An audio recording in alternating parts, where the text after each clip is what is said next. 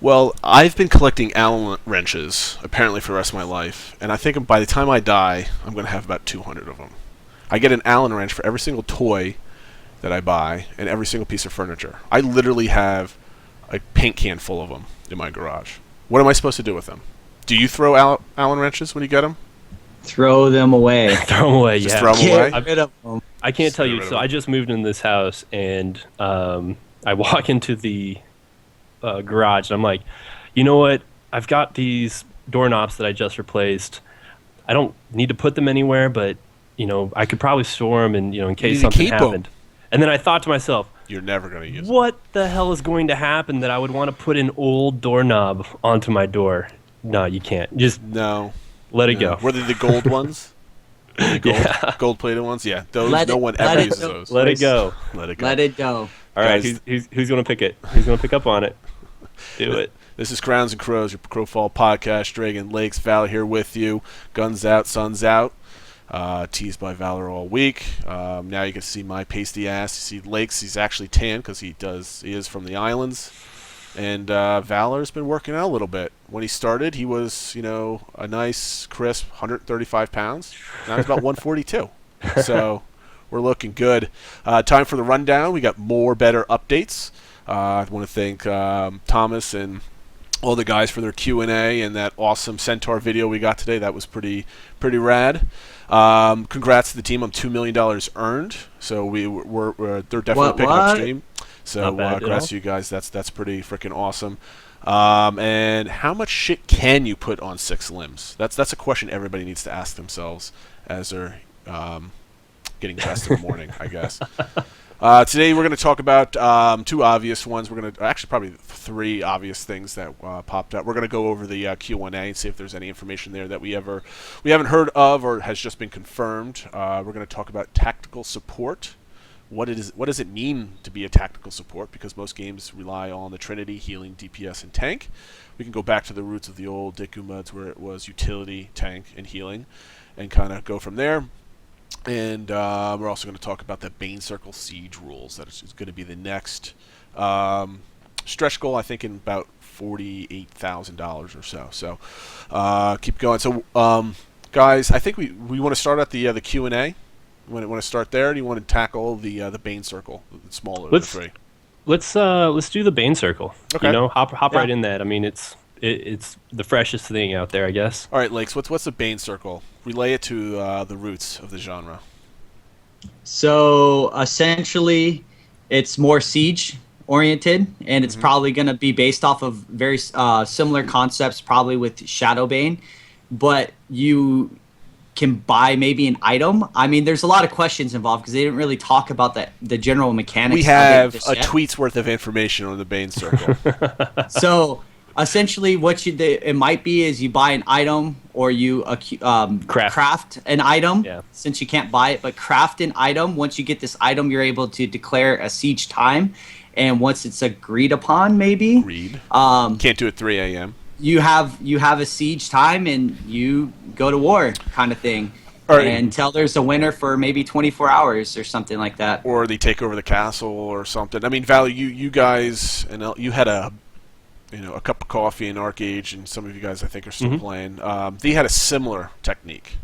Yeah. with So, sieging. and theirs was I don't know the direction Crowfall's going to go with it. What I can say from Arcade and to some extent, Elder Scrolls Online did some of this with their where you can place your advanced camps, but effectively you've got your circle around your fort, your castle, your keep, whatever you've got in the campaign. The attackers come in. As soon as they go inside whatever that radius is, they can drop their Bane Circle. That becomes their defense point. And usually you have to defend that defense point against whoever else is out there. So it creates a little bit more of that kind of dynamic. I don't know how Crowfall is going to go about it, but I'm going to go with Lake. I'm going to say that you're probably going to have to craft these stones, and they'll set that so it doesn't just happen day one randomly, yeah. when there's nothing out there. And so it'll just take some time, and you'll get to a point where you can actually drop your siege stone inside your Bane Circle, and it's just a siege mechanic. Well, the difference, I mean, Dragon, you can tackle this. The difference between this and the Bloodstone rule set, maybe. Well, I mean, we did talk about it a little bit pre-show. It's to me, I mean, from not even knowing anything about it, I mean, who really knows? The Bloodstone seems like a more complicated, or more complex system. You're growing stuff and you're bringing it to different places, and it's basically a moving King of the Hill kind of sequence where you got to get to a place and you got to either attack your way through and win the hill, or protect your stuff or move quickly. And this one is more like, all right, you build castles, and I mean, I don't even know what would the win condition be. I mean, this is my main point of contention. It's like you're trying to win the campaign. Yeah. Or so, like, what's the win condition? Like, my understanding of the Bloodstone is you plant your tree.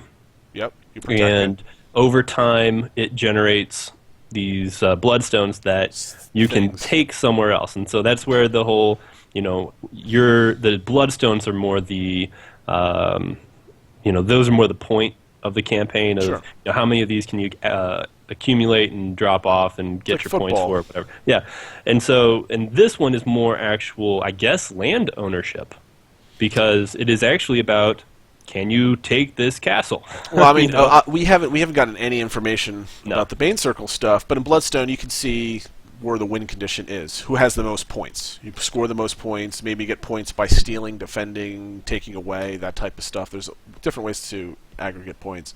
Mm-hmm. In Bane Circle, first of all, you have to have a castle or be part of a group that's sieging. So that's typically large group events. So, to me, at Bane Circle, you might be excluding certain elements unless you can figure out ways to band together and add protection or attack mercenary style. Lakes is giggling for something over there. I just noticed. Valor's tattoos are just hot, apparently. Oh. Yeah, show them off, Valor. Let's get this out of the way. All right, so... First of all, are you wearing pants? Yes, I do have no pants pants on. gaming. So I've got a couple here, some there, a little bit down there. So we'll just do that another time. I think he's blushing. This is Can not a ginger blush? This is not that kind of show, guys. Okay. All right, but getting back to it, the Bane Circle stuff. How do you win? Is it strictly? There's got to be more to it. Is what I'm saying. Do you just score points by going back and forth, protecting and attacking, and that's basically it? It seems kind of a little mishmash, so to speak. It's like kind of random, and if no one bothers, I see that. I mean, and really, I think you kind of picked up on it. Is these Bane Circles? I mean, there's going to be a lot of forewarning. Mm-hmm. I don't see them locking this between two groups. So you eliminate that instance, and now anyone can come in and mess up your siege. I think that the Bane Circles are going to cater towards larger scale. And that's just that's the nature what of the sieging. system. Yeah, it's what the system allows. Right. Whereas the Bloodstone is actually going to be more of a smaller unit. You don't need to focus, hundreds of people at this one castle, because they could be out going over here, and they could be out going over here. It could be a lot of smaller groups.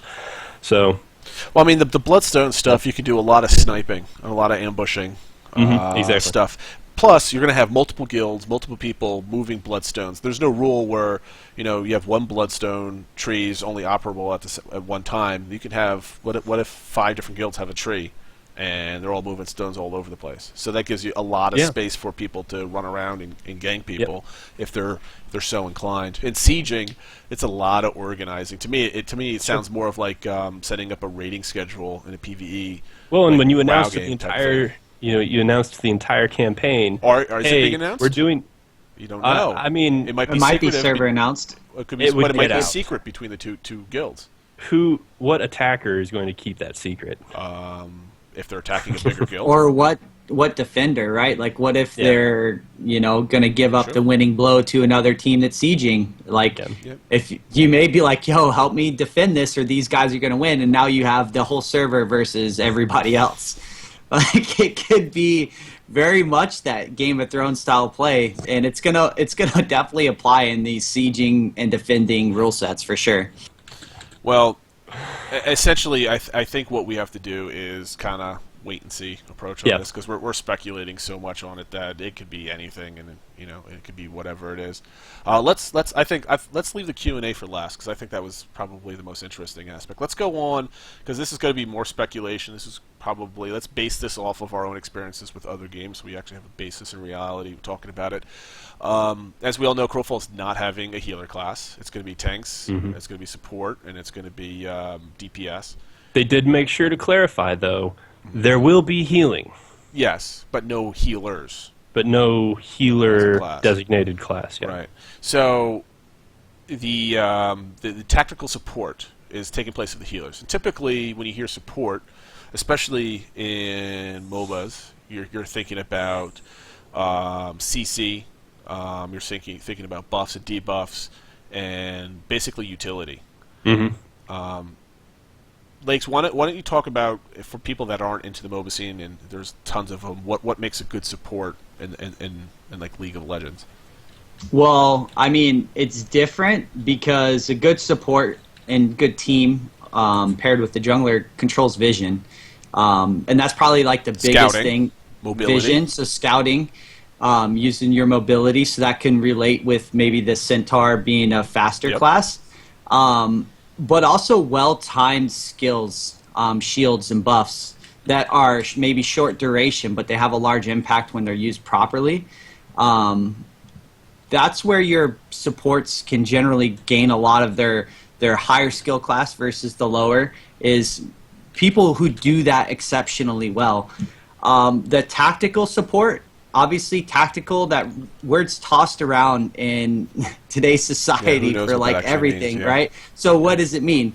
But my first guess would be more of a combat-oriented support. So that's where the tactical would come in, I think, with this centaur. So you're going to get a lot of buffs maybe for a set period of time. You give somebody 8% more damage or damage reduction. But my main question is, I really hate the idea of the aura kind of support. And if this guy is going to be someone that gets in there and puts an aura that lasts 30 seconds to a minute long, and everyone around him gets this kind of debuff, like, it's very non-intuitive. That you can't really skill differentiate who's a really good support if a skill like that is just so wide and has this wide duration period. But I think as far as the centaur goes, you're going to have somebody that is going to be able to buff and debuff, but at what kind of rate? There's a lot of questions. I mean, they did talk about, and we got to see the names of the skills, so this may kind of correlate into what you might see a centaur do, because he does have like a leap slam and multiple different kinds of skills. So a lot of that probably is a good amount of CC knockback, using his mass and speed to kind of help control the tactical environment, right? Tactical. Right. Well, I mean, I think you could take a good example from the Alistar champ in League of Legends. He has a lot of zone control. He uses his body to block a lot of things, because we have to remember this game is going to have physics. So the Centaur or Legionnaire can get out there, start smashing on people, and prevent them from getting to the back lines. Having a big center of mass, a big physical presence, blocking a lot of arrows or projectiles or anything else like that. But I agree with you. Basically, debuffing and buffing is, to me, is the same thing as healing. It's you're pressing buttons on people and things happen, and it's very passive. There's really no play pattern that you can follow. Valor, what? So Okay, go ahead. Thomas just let me down with the skill names. Apparently, those aren't the skill names of the centaur. We all got owned in that video because everyone's looking at ways to try to find some sort of spoilers. So there was someone that took a screenshot, and they were like, "All right, these are gonna be skill names," but they did. Right now, we've got the knights skill names with leap slam and all these other cool Initial skill names. Right, so we got the initial skill names that are probably going to change here soon, but still the same concept does apply. Like, I do see, because maybe that centaur is going to have a larger hitbox too. Yeah, so he's sure. going to be able to use that mass to definitely block some is gonna use that, projectiles, yep. be in there, and maybe soak up a lot of the damage where other guys may not be able to do the same kind of concept and abilities. How do you think, Valor? Oh, did you have something to say to that point? Because I was going to ask you a follow-up question about this. I mean, I'll go ahead and ask a follow-up question. I'll just talk about whatever I want. Nice. The follow-up question is essentially, what is the proper way, I think, to use a support in this class? Is it strictly a crowd control thing and just being a body, or what would you be your preferred style of support for, differentiate yourself from like a backline support, which we haven't even seen yet? Yeah, I think that what Ace has dedicated themselves to is allowing us to pick archetypes that have a specific role. They tell you, you're going to make a decision about what you want to play, and then you're going to live with that decision. So when I look at the Centaur, the Legionnaire as the class and, everything, I see from what they said, I see a frontline, highly mobile, just annoying support class. This is going to be out there. This is going to be with all of your melee. They're going to be running around, and they will be making the melee's job easier. So ways you can do that, you can crowd control, you can do polls. We brought up that from the MOBA scene. You can do polls, you can do whatever shouts, player-based area of effects, and this is what I see coming out of this class. Now, that's not saying that's what you have to do. Right. But, if you have the capability of, doing that, and your melee are well put together, and you've got your damage in back, you've got your melee up front, they're engaging, locking down targets, you can have these guys going around just making people stronger. And, while it'd be great to just have a team of centaurs, abusing their mobility for support and cross from one side of the field to the other to annoy the crap out of people. Yep. I also would not think that you'd want to have a lot of them, because in reality, if you spec for that, you're going to be lacking on the lockdown capabilities or single target damage that a melee might be able to have. I was thinking about this, and I think that the tactic or the supports in general in this game have a different, because first of all, people have to aim to use their skills, right? Yep. You have some sort of cursor, you have to aim your skills. I think supports have a way to maybe possibly affect other people's cursors for a set period of time too. Like, it's my one what if of the show, but what if Centaur can use a skill maybe like Trample, where if he's next in a set radius of maybe an archer or a ranger or some sort of range, that it takes their screen and shifts it a little bit. And while it's shifting that, it's making your cursor move, so it's harder to actually land your projectile skills. And that could be a way of supporting. You're mitigating damage by making someone possibly miss. Well, and this is one element from Darkfall that I think would be a nice element is, if you do get blinds or something along those lines, I would like to see it affect your screen. Instead of it just being, oh, you can't move your character. 5% less miss chance or whatever. Instead of saying something like, man, just dim your screen, Some old school blinds going on. Like, come on, really? And people don't do that. I'm sure there's probably some technical reason for it, but no, there's people didn't like designing games that took your control away from your character, and that just got taken to like the nth degree. Yeah, all the old school. what games would you prefer? Would you prefer seeing your screen go black or white because you got blinded, or would you prefer sitting there watching your character unable to do anything? I want to go blind because that's just fun. Because I get to do it to other people too. Yep. So, Lakes, I think we're pretty set as far as defining what a tactical support is. It's essentially using your size for crowd control, whether it's slower stuns or displacement effects, and then possibly using mobility and seeing, because we don't know what kind of tactical or vision control that this game might have, whether you might have abilities to ping maps and show where enemy locations are, or allow people to see through their eyes and see where the people are. I don't know. I mean, like, you can, again, I guess that's my one if of the day here there too. But I think those are three general rule things that we're looking for in support. Maybe not a lot of DPS, maybe not a lot of tank ability, but maybe a combination of those two things behind a lot of utility. Yep. Did we cover everything on that? I mean, there was really not too much to say unless we know some of the skills and how things actually work. Right, and we'd be speculating. Like, I had this whole thing where I was going to be able to go down the skill names and try to guess skillate what everything was going to be. That from the English. screenshots? Yeah, that English was for Milt, by the way. But because that's the knight skills, I think we'll move on. Yeah. I think the big chunk of the discussion right here is the Q&A, which I really liked, and I appreciate the guys. Even with Thomas's story about saving kittens on the highway 4 weeks ago, we got some really good information out of it, and I like them taking questions.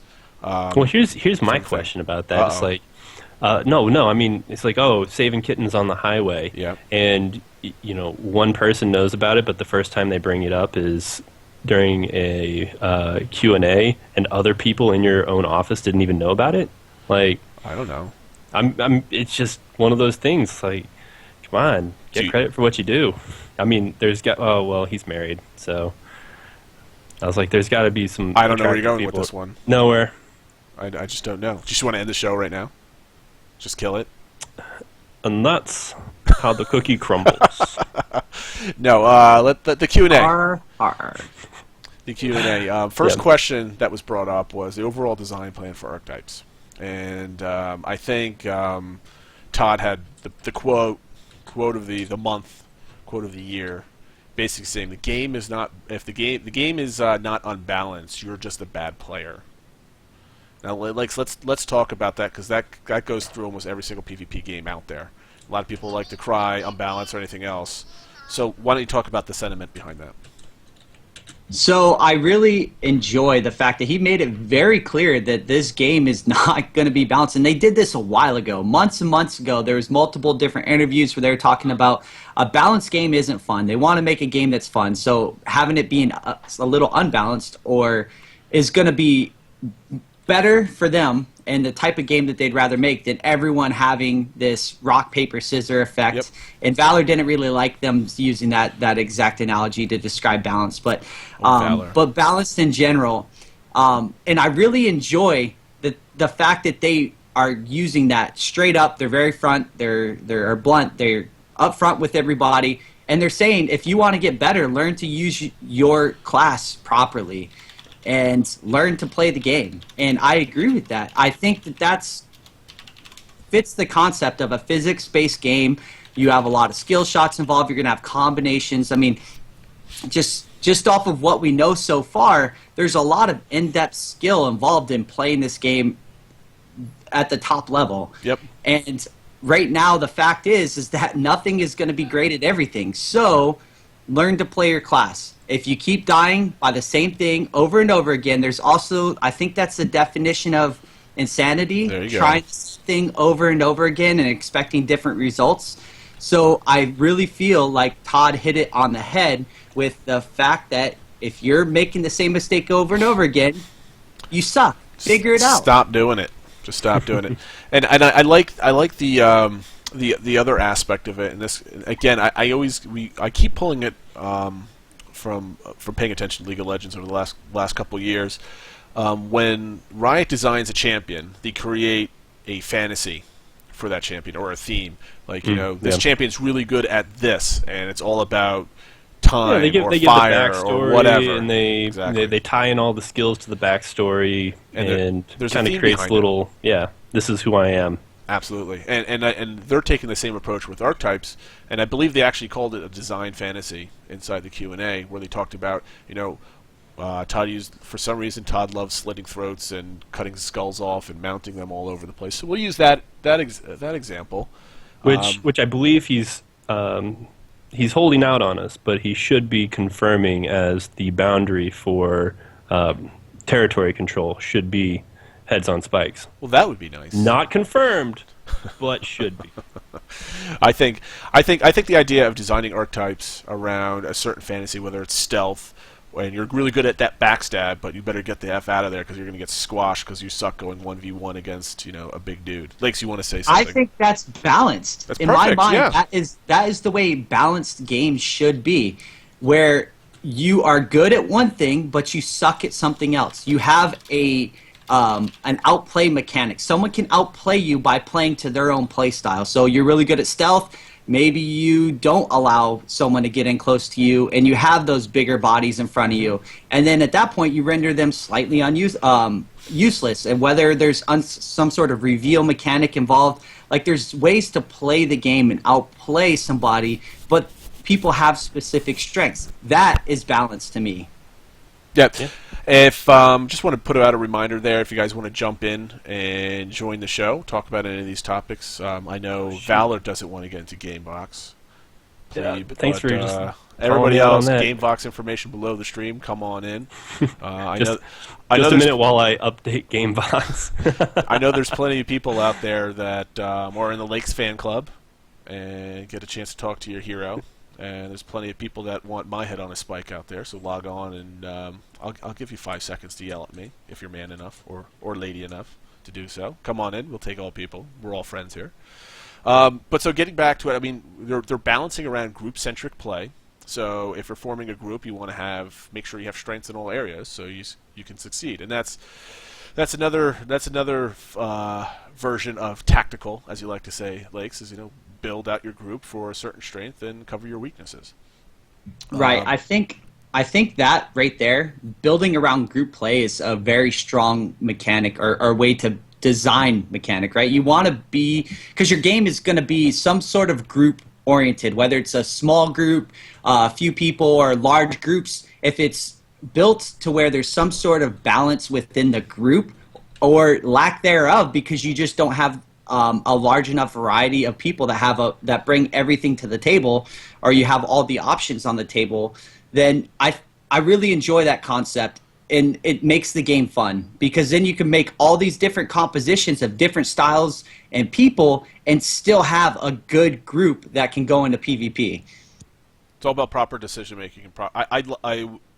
There's plenty of people out there that like taking the analytical approach to putting skills together, groups together, and finding those awesome combos. And then that's going to be the meta. If the game starts kind of revolving around a certain group size that people bring, because they haven't even talked about how groups form, whether it's going to be a 5 or 6 man group, and a raid is 4 groups or 5 groups or whatever. So there's going to be some kind of limitation, I would imagine. So hopefully the meta develops, and then we will start seeing certain archetypes come together and form certain metas, and then certain metas will form to go against the last current meta. And to me, I think that's the most fun aspect of any kind of game.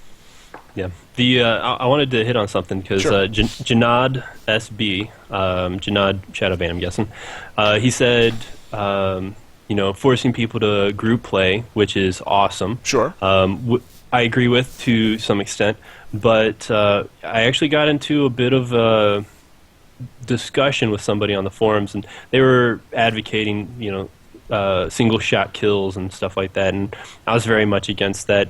It ended up boiling down to, okay, well, maybe not single shot kills, but why not have an archetype that can get out there and can just annihilate somebody if they're out on their own and they're not paying attention.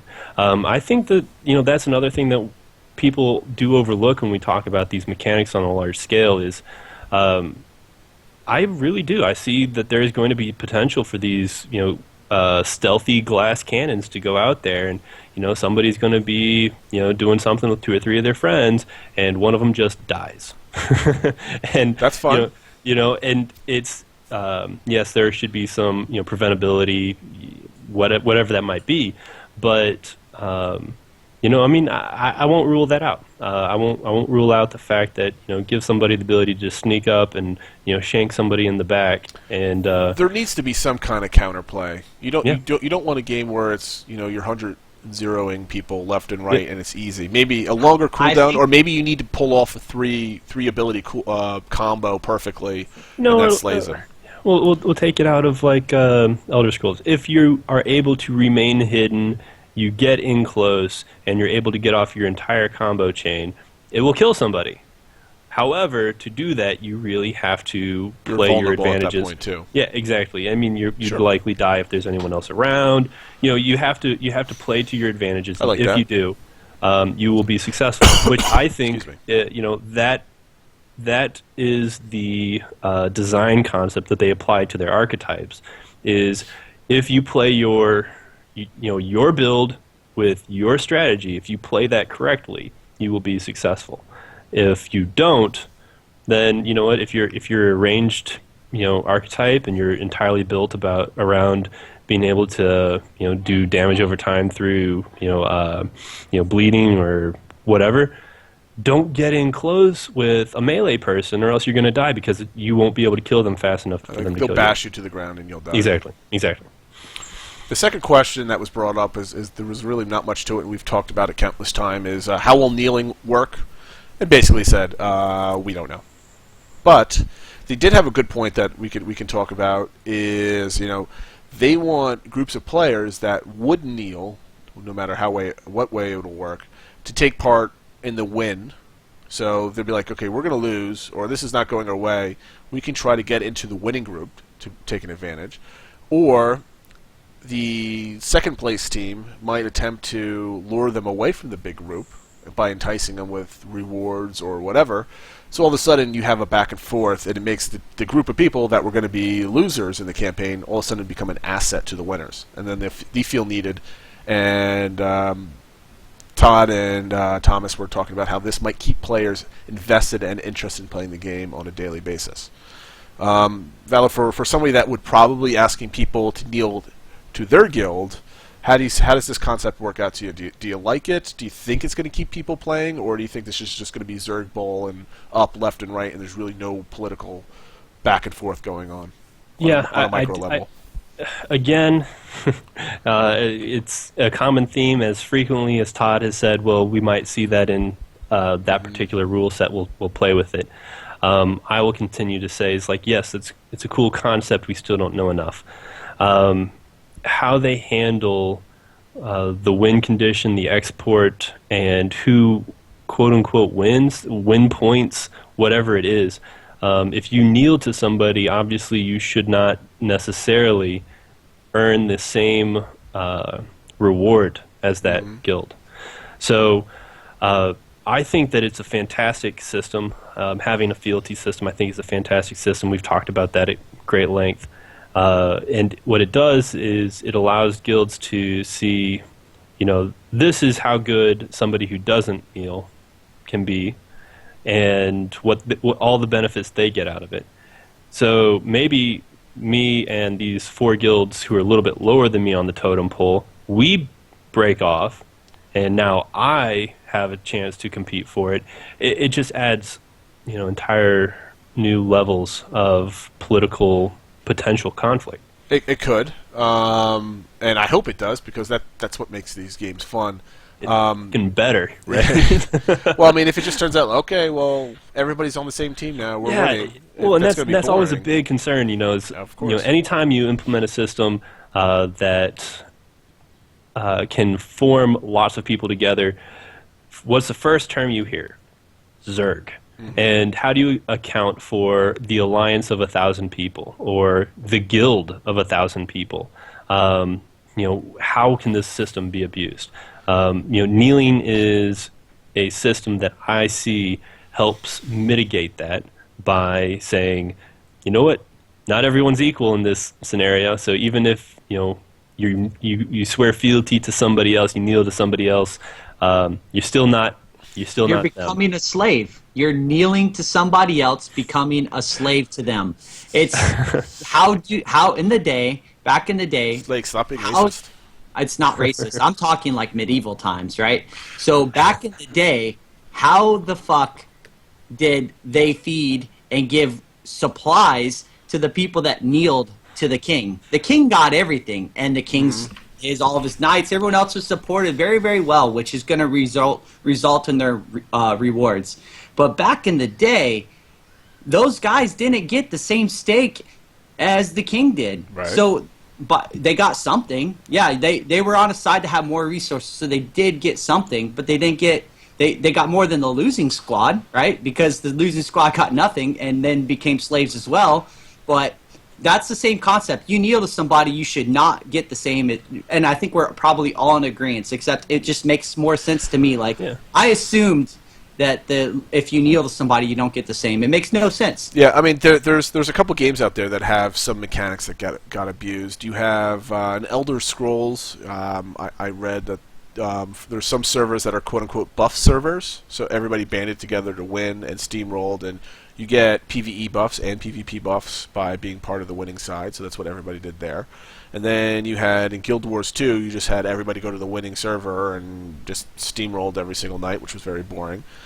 So I think the one aspect that we kind of got a hint of is a little bit of the survival element in this game. I mean, there's warmth stats, there's food stats and stuff like that, and hopefully they tie some kind of logistics to operating a large force in a form of some kind of tax that keeps crafters busy.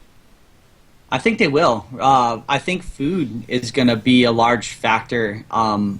Feeding your guy to where they could do something to where if you're not full, like what was it? The game we were playing for a little while, EOS. Yeah. If you weren't full all the way, you lost a percentage of your health and your damage or whatever the case might be. 8% variance on all your stats. Yeah. And that makes sense, right? If you're not full, you're weaker. You become weaker over time, and that mechanic is going to be very important. One, for your crafters, and two, for managing large groups of people. Is you need to, if you have to feed a lot of mouths, now you need a lot of resources to feed all those people to be effective. So if you're not able to do that, and you have 100 people and you're fighting 50 people, and those 50 people are all fed and your 100 people aren't, your 50 people have a chance because everyone else is debuffed. So it really does, to me, make a lot of sense, and that's one of the things that can help balance a lot of this large group people is the logistics behind trying to feed and manage all those people. So I do like this concept. It makes so much sense in a game like Crowfall. Well, here's a question for you: would you rather see the survival element follow more of one of the survival games out there right now, where if you are empty on whatever it is, food, warmth, whatever, do you die? Or would you rather see it in you go down to 70%, of your potential capability as a character? Valor, if I didn't feed you for a month and give you water, would you die?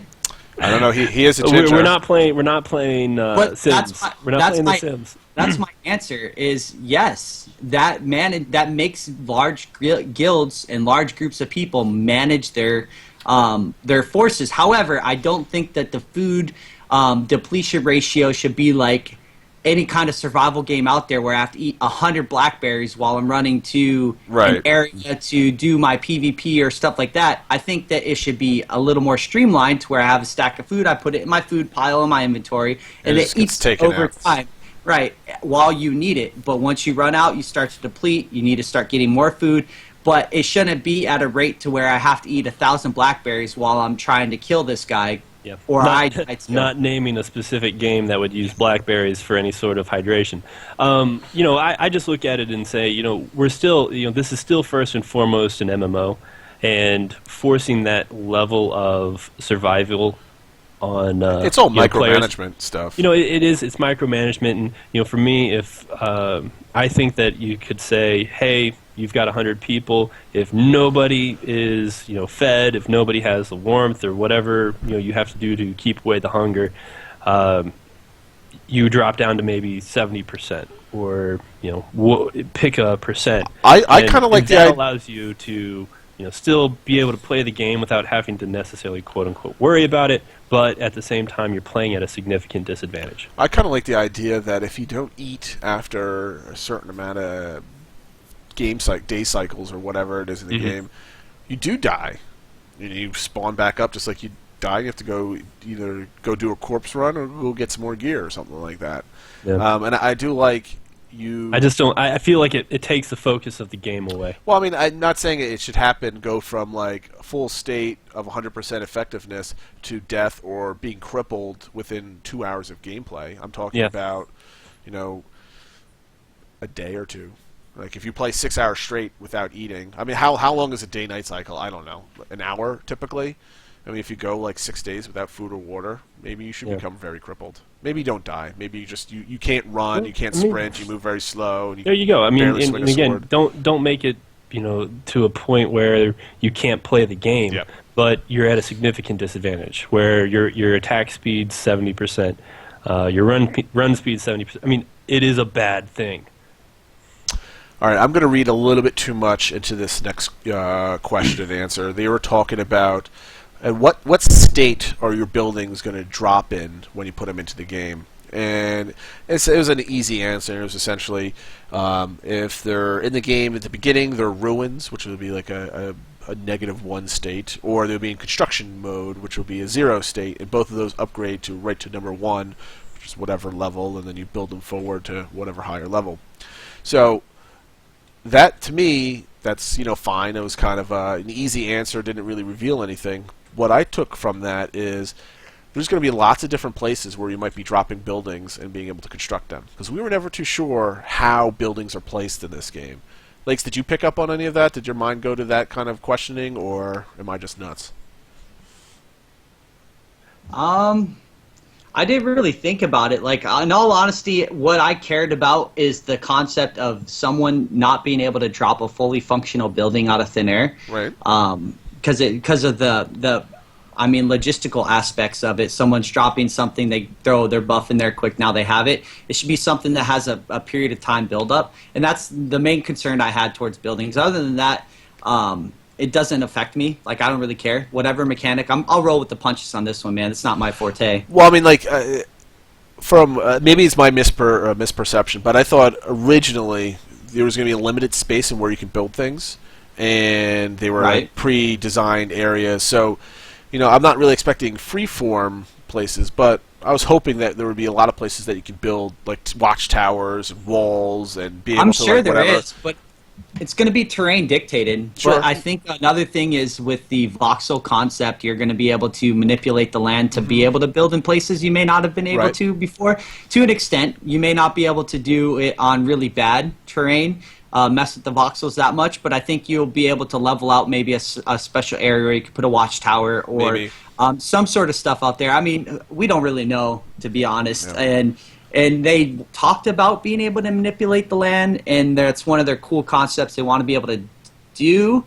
I just don't know to what degree.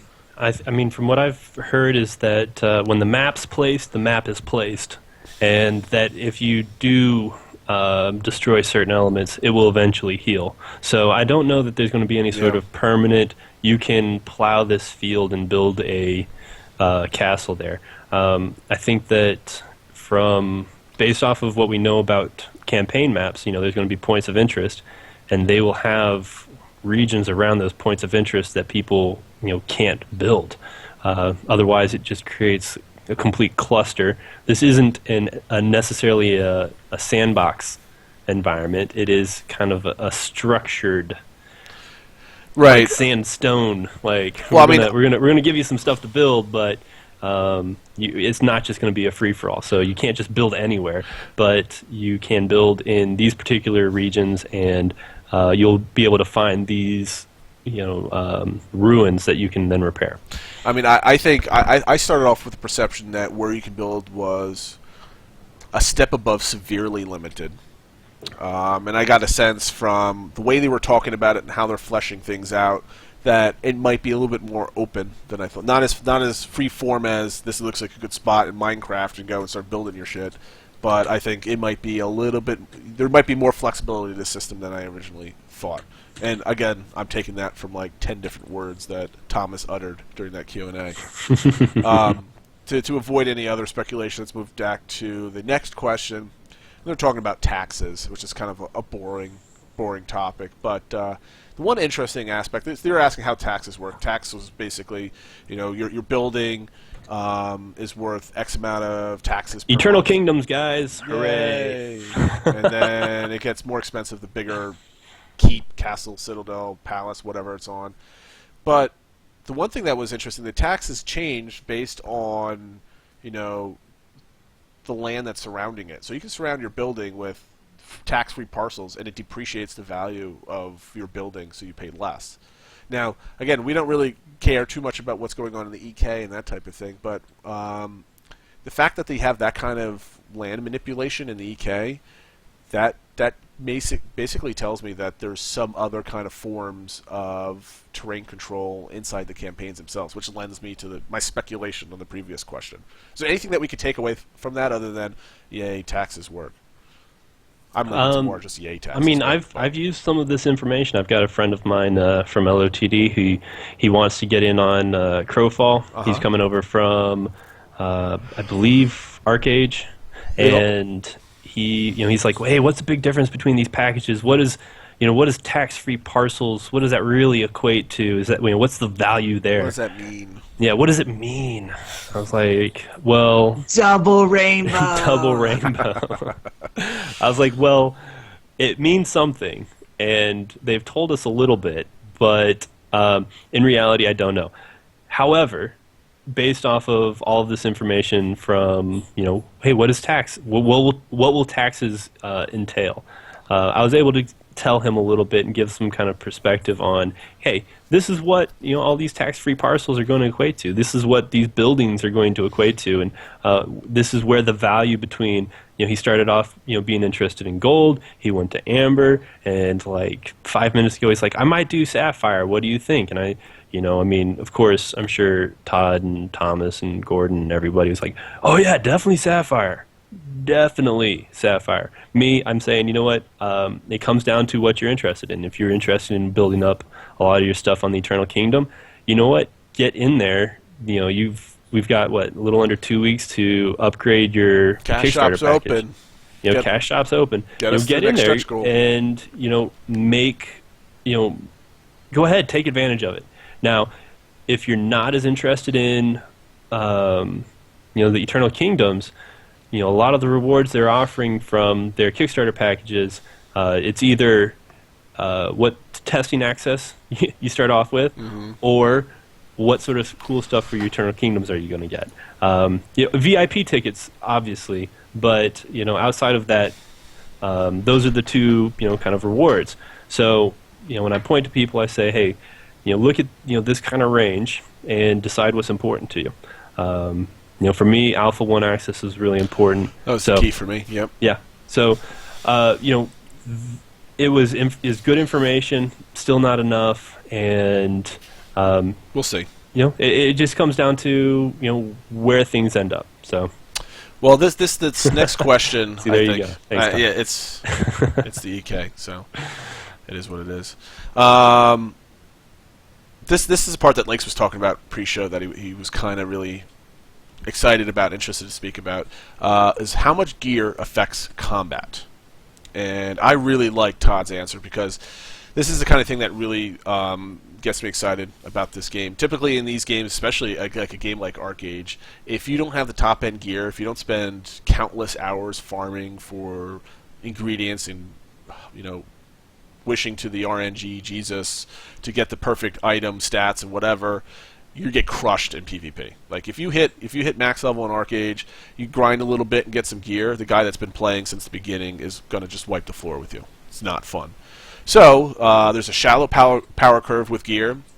Todd wants to make gear easy come and easy go, so losing gear is not such a big deal, which is basically just like how Eve models their game after.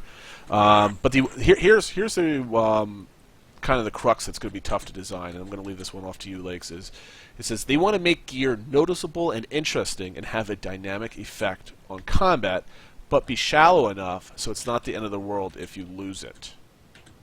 Lakes, how do you do that? What do you think happens? Dude, that is tough. That is hard, right? So it's hard to make, and I probably could sit here and talk with Thomas and Todd about it, Sure. and they probably for a while were beating their heads on a computer screen trying to figure out the best way to make something, or the ratios and the stats behind it, to make gear noticeable to where you notice you have better gear, but still not be like, oh my god, that guy is really strong, and he can kill you even though he's not as good. And that's a hard balancing act, and it really takes a lot of the mathematics behind it, but I think some of the customization could be, and this is just speculation, but maybe it gives you the ability to not be able to bleed from your armor set, or different kind of customization factors to armor versus actually giving it this large OP stat increase that would kind of one-shot you at that point. I know that they're going to have stat increases and stuff like that, but it's probably not going to be that noticeable. It's going to give you that bump, that little bit of oomph, but essentially there's a few design concepts that I really like behind this. Well, I feel... Let me jump in, because you just took the words right out of my mouth. That was the question I was going to ask you is, gear can't just be stat increases, because that's just boring, and there's power creep that pops in there right away.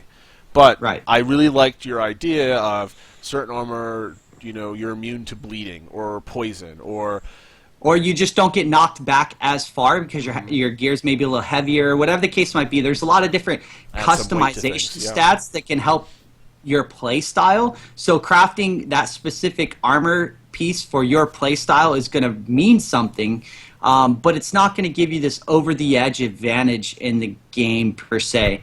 It's hard. I don't even know the numbers. I don't even know everything and what it all. I mean, we could double rainbow this. What does it mean? Where's it at? I don't have anything to really base this off of. But what? Well, there's a couple different ways you can use gear to modify your abilities. You can take the World of Warcraft approach, which is plus better on all your gear, and it's boring, and there's power creep and whatever. Or you could take current day Diablo 3 approach, where your set pieces augment your abilities, giving you a little bit different builds. Like, your leap goes 5 meters farther, or your trample is a little bit wider, or you go back into stealth faster after a backstab, or something like that. Do you, Valor, if you want to jump in here, do you think something like that is more overpowered, or do you want to keep typing into Slack? No, I think that what you just described actually is more in line with the system that they want to go with. And I say that because they want a very robust, in-depth, to some extent complicated, fulfilling crafting system. It's one of those things. They brought on Raph Koster, who I believe is heading that up. No one's ever specifically said that, but he has experience with it, so I'll throw that out there.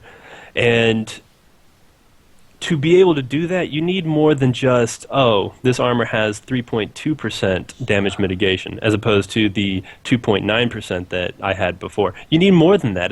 There's no depth in that. And so what I see there being armor sets that can provide set bonuses, and you see that, but still don't just. I'm hoping, but to me, a more in-depth system like what they've talked about would be providing you, something specific for the type of character you're going to play. So if you're going to use a pole arm, there will be armor out there that will have, plus 3% to pole arm arc, or some things like that are very specific. And might be difficult to implement, but fun. Really, I don't think so, because you just take all of the weapons.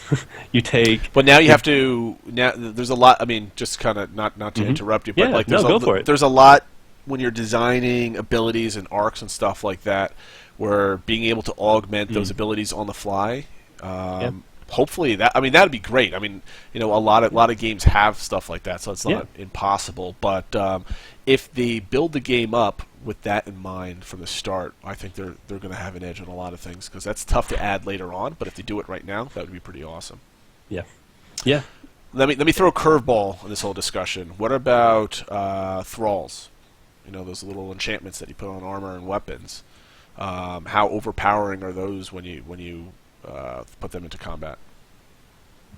I would say that those are it's a nice to have. Right. I think that the harder thing that comes about is maybe crafting that type of bigger armor, and that's where you get the better bonus from that. But the thrall, if it's easily accessible kind of thing, but you can add it to low B armor or low B stuff that really was kind of easy to make. Sure.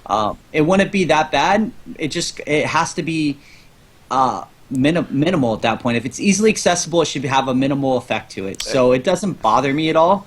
I think it could be something along the lines of some sort of enchantment that maybe you put on your boots, you run 2% faster. or something like that. Like if it's very minimal but stat increases towards specifics, like I really do like what Valor was saying, because you're able to customize towards builds. And I think if I love Thrall that, enchantments kind of gives that too. And Gonsaku actually put one up, made a post 2 months ago where he talked about crafting and customization and his whole idea into it. And that was something that I took to heart, because I really think that's the way that Crowfall should go with its crafting, is really make customization versus large increases on specific overall stats to kind of give you that one-shot ability. And I think that was truly the downfall of some MMOs out there. They don't give players enough avenues to customize their skill set, even if the skill set is pretty well defined by the archetype. Giving them ways to slightly augment their abilities via armor, enchants, and that type of thing really goes a long way to forming community and making people wanting to try something different every single time they log in. And it's going to be interesting to watch and learn what the power levels are of thralls and armor and weapons. You know, like is adding a thrall to a piece of gear like adding an entirely new piece of gear? Is it equivalent to an extra weapon in power terms? I mean, you guys played Guild Wars too. You remember the NPCs there? Like, if you weren't really paying attention, they could kind of, make things a little uncomfortable, but most people could beat one of them, if not a few of them. I see thralls being, at least somewhat similar to that. But from how I understand, you get to pick where they get placed. I guess that wouldn't be too terribly difficult if they are limited to the buildings. Yeah, I mean, like we can't really speculate on what's going on because we have zero details. Yeah. But I think it's just something. I think to that's a good power level, though. I mean, it's one of those things where you just can't, you can't run in there by yourself and necessarily take all three of them. But if they were grouped in three, and like they often were in Guild Wars 2, but at the same time, you didn't have to bring 20 people just to take a couple of them out. I know Elder Scrolls changed their NPCs there for a while, and I mean, you literally needed like 30 or 40 people to kill one. Well, you have to remember. I think we might be talking different things. I think the maybe I'm wrong. I thought thralls, they were able to enchant their spirits on your weapon, so it just turns into a weapon enchant. Oh, so that's what I'm talking about. They've used thralls a few different ways. Yes, so thralls you can place around, places in buildings, strongholds, in both your Eternal Kingdom for selling stuff, in the campaigns for defending, and then also some crafting stuff too. You can capture the soul of thralls for crafting, and you can put them imbue. Whatever, you can imbue your weapons, and the crafting stuff. It's what the crafters do. You're not paying attention to those crafters. So go ahead, Lex. I think that one thing I really want to touch on that comment with the way that they're gonna make gear is I love it in the fact that, and this is off topic off of the thrall thing, but it brings up the point that they want to make this game accessible and playable to someone that's just starting off, and not be like, they want to make that skill level more horizontal versus vertical. So in order to make a horizontal playing, you have to limit your verticals, and verticals are the way you skill up or level up. So skill up essentially in this game, and then the way that your gear affects everything else. So if you keep those verticals to a minimal, then you're going to open that game up from the newbie player that just kind of is getting into Crowfall and wants to have a good time, and the hardcore players where they've spent tons of time playing, building, leveling up their skills. They have some of the best gear out there. But they have flexibility, though. Right. They have more flexibility, but at the same time, that play style is horizontal, and it really revolves around controlling those verticals. And gear is a huge vertical in any type of game, and especially PvP MMOs. Gears a vertical, so just limit that, and that's probably my biggest thing. Like, they needed to do that to make this game playable for everybody, and I've been saying that since the get-go. They asked, like, how is this game going to be playable towards the new people going in? And you have to control the verticals, and that gear, the way that they're going about it, I mean, I haven't personally seen it, but they already know that they're going to limit the gear, so they're controlling one of the verticals right there. So that's going to help that's the foundation of them and their statement of making this game playable at all levels. And that touches on the last part of that question. In I believe Thomas was saying at the very end, if you lose all your gear, you're not going to be useless as a naked person. And essentially, it's calling for Thank God. It's going to be. But you won't be as useful. Judo chop. We've got to say, come on, we don't want the naked Zerg. No, but the thing is that yes, to a degree, but you still need the room with what they call tacklers in Eve. Like you hop on a newbie ship that you stock up at base, and you could use it to kind of CC people down, and you might blow up easily, but you might help get the bigger guys so your guys can kind of jump on some of the more important targets. So we hit the hour mark. I think it is just right now, actually, right on the dot. I think we're going to end it here. We covered all the different updates. We appreciate you guys for tuning in. It was Tank Top Tuesdays, and I think Valor might agree to this. I think we should get everybody to tweet Valor or tweet us at Crowns and Crows what our theme should be for next week. Oh God.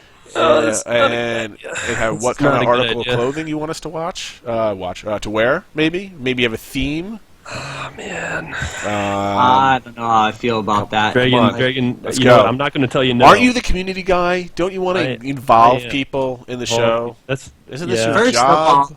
First of all, I'm a man first, so I do what the fuck I want. But says the man wearing a tank top. They're fucking. This is like my idea. So, and then I got you two to do it with me, but I'm willing to take it into a suggestion. Like we'll take suggestions, but it won't necessarily happen. Well, it's got to be like can't get kicked off of Twitch for wearing it, and none of us wants to see three shirtless dudes either. So let's take out nudity right off the bat there. So if you have a creative idea, we'll hop on it, we'll like it, we'll do it, and we'll go from there. But again, hit all the likes on the social media, hit the favorites, hit the follows, mail us at crownsandcrows@gmail.com, follow us at Crowns and Crows every week, Tuesdays 8:30 live on Twitch/Crowns and Crows. I think that's it. Hopefully we get a couple of good updates this week and next, and we'll see you next week. Thanks guys, take care. See you guys. See you guys.